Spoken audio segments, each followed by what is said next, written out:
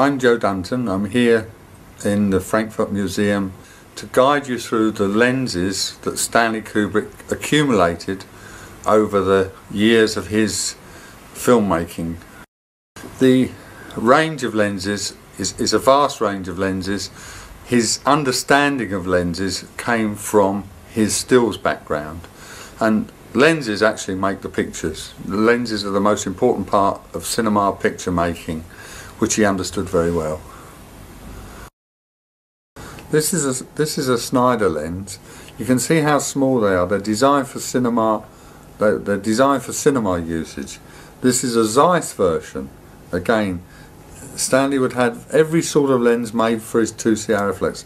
This is a really tiny 135mm lens made for the 2C camera.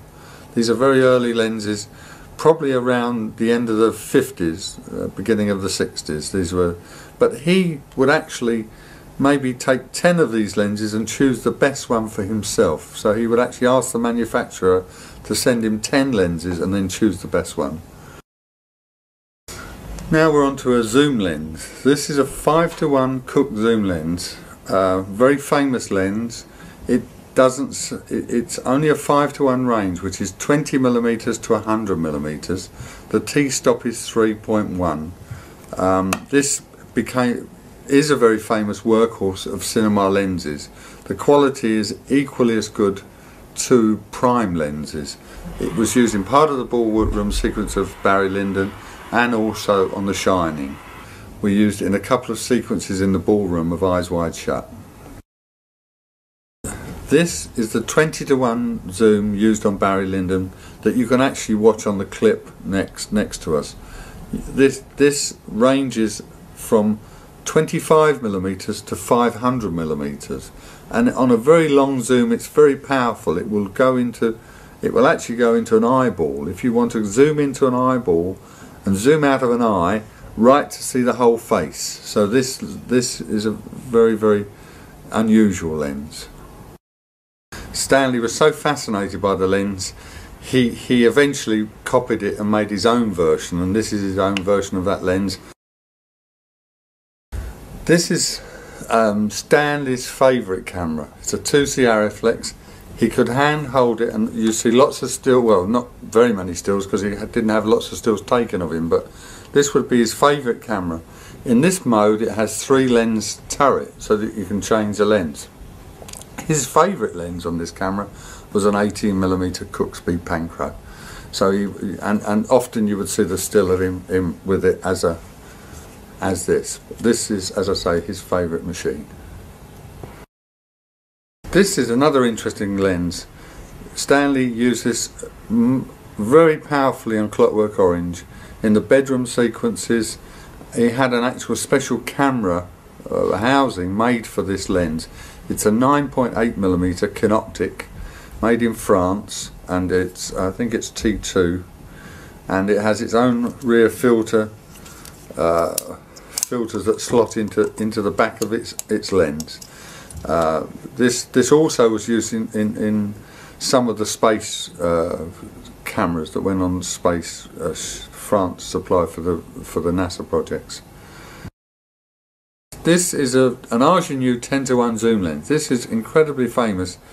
It was the most popular zoom lens from the 1966 period till the early mid-75 period. It's a 10:1 Ingenue, 25mm to 250mm, and basically it was the only zoom lens for cinema until the Cooke arrived on the scene.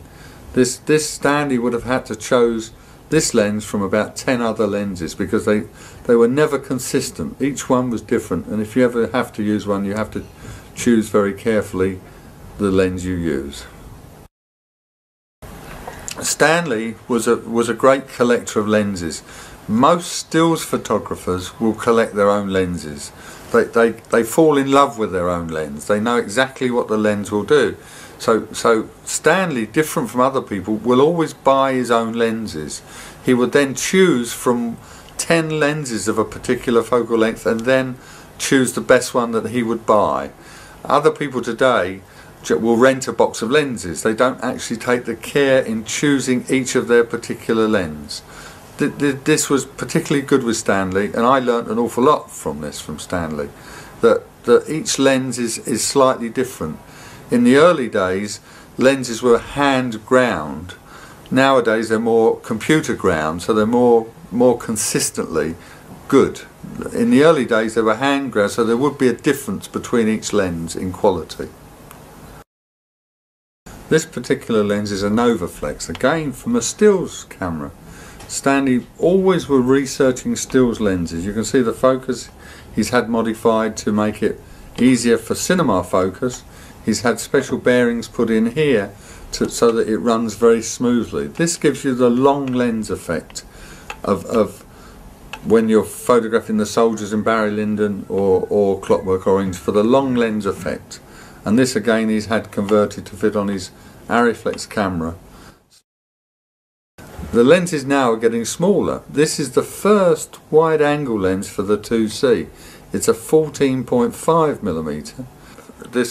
This is a very, you can see it's very tiny, but it again fitted his Arriflex camera, and it was very, very popular.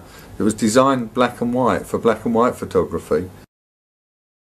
Now we have two Cooke Speed Panchros here, and they fit on the Barry Lyndon camera.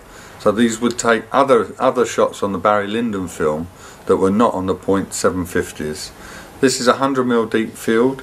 It has a deeper depth of field, so the actual depth of field is greater on this lens, and that's why it was called a deep field. And this is a regular 50mm lens. This is normally what was used up until the 60s, 1960s. You would just use a set of these lenses on a studio camera. They're incredibly good quality. The thing I like about them, that they were designed by people, lens craftsmen, that would use a slide rule to actually manufacture the calculations and look at the pictures when they made the calculations. Today so many lenses are made by computers, and computers actually don't look at the pictures. But these are very fantastic lenses. This is probably Stanley's favourite lens. There's an 18mm version of this lens and a 25mm version of this lens. This is again a Cooke Speed Panchro, and you can tell by the tiny little back elements. It's designed for a cinema frame, it's not designed for a film frame. This is the 100mm, which I showed you previously in the Mitchell mount. This is now in an Arriflex mount. This is a 100mm deep field Cooke Speed Panchro. And their idea of deep field is when you historically use a longer lens, you don't have very much depth of field. So if you photograph an eye, the rest of the face goes out of focus very quickly. With the deep field, it holds the eye back into the face better, and it looks actually incredibly nice. This is again his ingenuity. He found that Canon just brought out a 35mm 1.4 for their stills cameras, for their stills camera. This is then put into a BNC, a Mitchell mount, so he could use this with his .7 lenses for Barry Lyndon. This would have been used on Barry Lyndon. A 1.4 35mm. This is most probably the most famous lens of all time, because it was developed for NASA for the moon landings for Hasselblad. It was a .7 lens, which is 2 stops faster than 1.4. Stanley found it with his research, as he does. He then converted this lens to go onto a film camera. It's a 50mm prime lens from here to here, and it was when film stocks were not incredibly as fast as they are today, and this enabled Stanley to do his candlelit sequences in Barry Lyndon. And we had 4 of these lenses. This one has an additional optical unit added on the front to make it a 35mm angle lens instead of a 50mm angle lens. And the actual image plane is very close to the back element. We had to build a special camera, which you'll see in the museum. The lenses are now getting bigger and bigger. This is the same 50mm lens from the Hasselblad for Barry Lyndon.